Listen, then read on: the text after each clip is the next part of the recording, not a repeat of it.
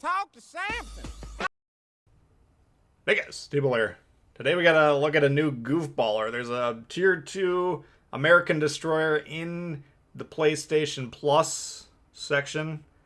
Uh, Basically for free if you subscribe to PlayStation Plus. The Sampson. Okay, now how you get that on Xbox, I don't know. I assume it's available there, but you guys in the comments let me know. Maybe it's just a PlayStation exclusive for the PS Plus subscribers. I don't know how it works. Uh, Traditionally, I haven't subscribed to the PS Plus, but after missing out on all these Tier 2 goofballers and you guys keep requesting them during the streams, I figure might as well pony up for the PS Plus. Now, I did that a few months ago, and then we haven't gotten any new ships yet. So this is the first one I've actually gotten on this subscription. Kind of similar to the Smith. I'm going to briefly compare it to that. This first little clip here is just kind of an instance of the mayhem you can get yourself into. I'm at Tier 2. We're mostly there for the laughs, unless we're going for like a damage record on the Oleg. But we're just kind of playing this like we'd play the Bismarck in AI. Just plop yourself in the middle of the action, see what you can do, and then go down with the boat.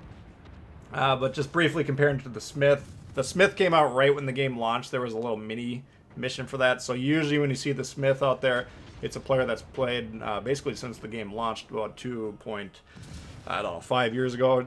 Yeah, 2.5 years ago, give or take. At this point in time, I think it might have come out briefly one other time. I can't really remember. But it's been a while since I've seen the Smith available. So this is kind of the updated version of it. Now, this Sampson's got 4 turrets, 102 millimeter guns. Smith has 5, but they're only 76.2. Now, 76.2 guns, if you've never fired those things, moonshots. They go straight up in the air. It's like firing an artillery mortar shots, basically. You just lob it straight in the air, and then maybe in 20 seconds or so, it might land somewhere near where you're aiming it. Very hard to hit with the Smith. Much better feel on the guns. Now, these are kind of the same caliber guns as the Clemson, the Tier 3.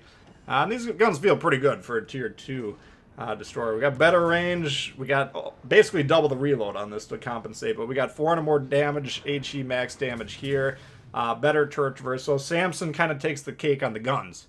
Now, torpedoes, you can make an argument for either. I still think the Sampson's torps feel better because right now we got 2 launchers per side, 2 tubes per launcher, and so you can get basically 4 torps per side on this thing. The reload 19.2. Now the Smith's torpedo layout, you got 1 central launcher that's dedicated to both sides, or services both sides, I should say, and 1 launcher per side that's dedicated. So if I'm launching off the left, I can fire the middle, the centralized torp that shoots both sides off to the left. I can fire the dedicated torp off to the left. Then I can swing the right-hand side of the ship around and get 1 additional torp. Okay, so essentially you can get 3 torps off. Now the reload on the Smith is 10 seconds, so you can constantly be doing this. You're spitting the torps out like mad. If you've ever seen that thing out there on the high seas, you know it's going to be spitting torps like a banshee. This thing fairly similar. I mean, 19.2 seconds on this reload, and I'm comparing the same Gleaves build, by the way, when we're talking about these stats, so that's taken into account. But 19.2, effectively it's double the reload, but easier to get the torps out. You got 2 launches per side, and it's still lightning fast. I mean, you're still constantly launching torps. So the Smith torps do hit about 2,400 damage harder, actually. Better range, better reaction time on the Smith, 3.79 second reaction time, if you can believe it, compared to 4 on the Sampson. Both of those are obscene. Usually you're going to see high 6s, 7s, 8s in terms of seconds. And reaction time is how long the torpedoes appear on the enemy's screen before they actually hit the ship. So due to the low concealment and the speed of the torps, that's how you get the reaction time. Mobility-wise, slightly better on the Smith, and detection slightly better. So how you want to compare the two, on paper they're roughly the same, but I'd say the Sampson feels a little bit better. The guns feel a lot better. Torpedoes just more comfortable to use. And look at those firing angles there. Like, you can get the 2 dedicated launchers off to the side on the right, swing around the other side, put the left side of the ship on target, and then launch those torps. So easier to use. Now, the range on the Smith compared to the detection makes those actually easier to deploy safely. This game, the first game was just kind of a little bit of a mayhem, you know, an example of what you should be doing with this. This one I'm trying to play it a little bit more smart just to get a little bit of footage for you guys here. But essentially we're trying to torpedo. Now, if we have a torpedo launch range that is slightly less than our detection range, which is the case in here, to safely do it. Well, we can only really torpedo ships that are coming at you. That's kind of the philosophy of the low tier American destroyers, to the extent that you really want to get the torpedoes in. Now, the torpedoes are a huge strength of the ship, so you want to use them. But you're going to have to understand you're going to spend a lot of time being detected. And once you've used your smoke, you got a little bit of time in between those smoke charges. And you're probably going to go down at that point in time. So, I mean, if you want to play this like a professional and try and stay alive, well, then you're going to be relying on the guns, which aren't amazing. We'll see the guns kind of trying to gun down some ships at the end of this game. The Torps, not the easiest to use just due to the build. We could theoretically on this Gleaves guy, I think he's the only American destroyer commander with a torpedo range extender.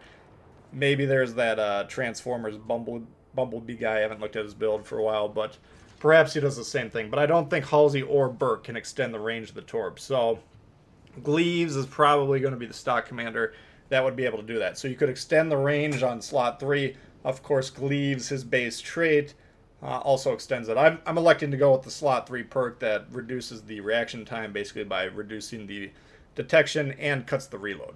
I believe that's the slot 3. I don't use Gleaves very often. I usually use Halsey or, in my case, Mordoff, who's kind of a modified Halloween version of Halsey. But I think if you're probably going to set up the ship, most players would probably be feeling Gleaves would be the way to go.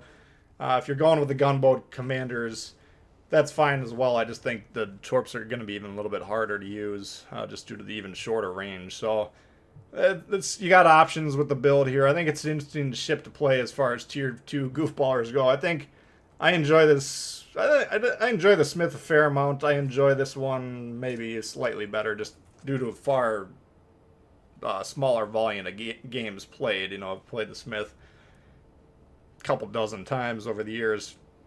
This one we just played about 4 or 5 games today, just kind of goofing off, checking it out. But overall, especially if you don't have a tier 2 and you need some tier 2 ships for those weekly promotion orders that you're going to get. You only get one for doing the tier 2 mission, but one's better than none, right? That's 53 promotion orders a year, or how many, 52, how many weeks there are in the year that you could potentially get out. So that's about a week's worth of just natural progression if you get this, or maybe a couple weeks if you don't have any premium ships. So definitely if you got PlayStation Plus or if you have the Xbox equivalent, assuming you can get this on Xbox, just go ahead and pick it up, especially if you need a tier 2. It's worth playing. I think you can have some fun. I don't usually like to play a lot of tier 2. We do play probably an abnormal amount of tier 2 for a player in my experience, just because we get a lot of requests for the Oleg on our streams, and the Oleg is a kind of a cult classic type of ship in my neighborhood anyways. So yeah, but generally, you know, the more experience you get, you're just going to want to be doing these ships for your weekly missions to get those promotion orders. You don't want to be down here harassing the brand new players, trying to discourage them. They're going to discourage you in the future, but you don't need to take it out on them right when they're starting the game. So that would be my advice. What are we doing in this game here? We've been trying to fend off, you know, the push into B. Now we got A being secured off there to the west. We got B. Now you can see this map. I think it's called New Dawn, I want to say, or no, this isn't New Dawn. I can't remember what this one's called, but usually this map is heavily concentrated on C, and that's the case in this particular match. A lot of ships over there. Not that I can really comfortably push in there, but we've whittled down kind of the threats.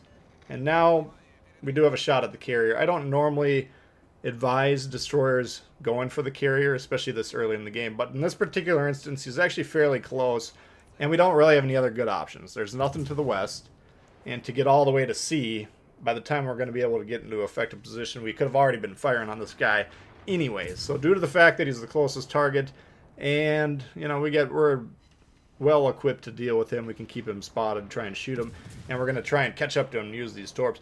He's the target we're going for, but usually most of my destroyer games, you're not going to see me engaging the carrier until the very end of the game. It just happened to be how this particular game plays out. Initially, I was just fine going with this 45-degree angle, but we're not really closing in on him. I'm going to keep checking this torpedo thing here. And one thing, I don't know if we've demonstrated it much on these 2 clips, but when you have this configuration, look at the diagram in the bottom of the screen there.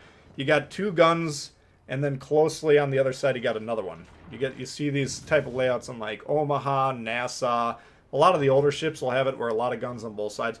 But what we can do here, and I think we'll probably demonstrate it a little bit in this sequence, we can fire the 2 on the right and then swing over here, just like that. That's a good example. And that's another way where this is kind of a frontal attack type of a layout. You got the torps where you can launch the 2 off there, and that's what we're trying to do. We're trying to catch them to get the torps. But we can also do it with the guns. Fire the 2 on the right, then swing over, get the 1 on the left.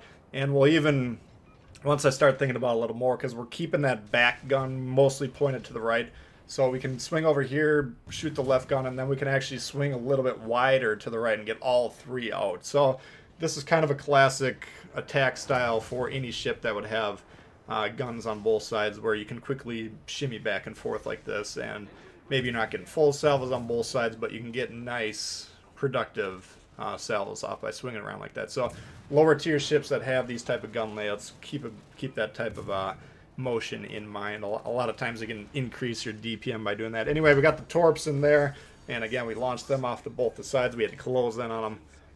Good example. Trying to torp ships that are sailing away from you, it's tough to do. But the slow carrier, one of the ships we could comfortably do it in with the destroyer. Eventually we caught up to him enough, got the torps out here. And then here we're just going to see kind of the long range effectiveness of the guns. I'm looking at this 10 Ryu like, okay, this guy's got a couple thousand health left at most. Should be able to gun him down. And if we're in the Oleg, this guy's dead, alright?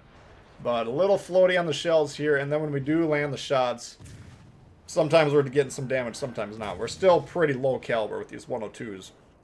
10 Ryu, not exactly an armored beast by any means. In fact, it's one of the more fun ships to shoot at in the game. But not getting a lot of great damage on this thing. And then when we proceed to fire at the Danae, I believe is the other one. If you can believe it, the Danae is even more armored than the 10 Ryu. So, I mean, again, these are 2 of the most fun ships in the game to shoot at, especially if you're in like a Nassau or something along those lines. But this ship, we're not getting a lot of great gun damage at range. So the guns, I'm feeling really good against the destroyers when I'm kind of getting those close range battles that we're kind of trying to seek out just at these low tier 2 destroyer type games.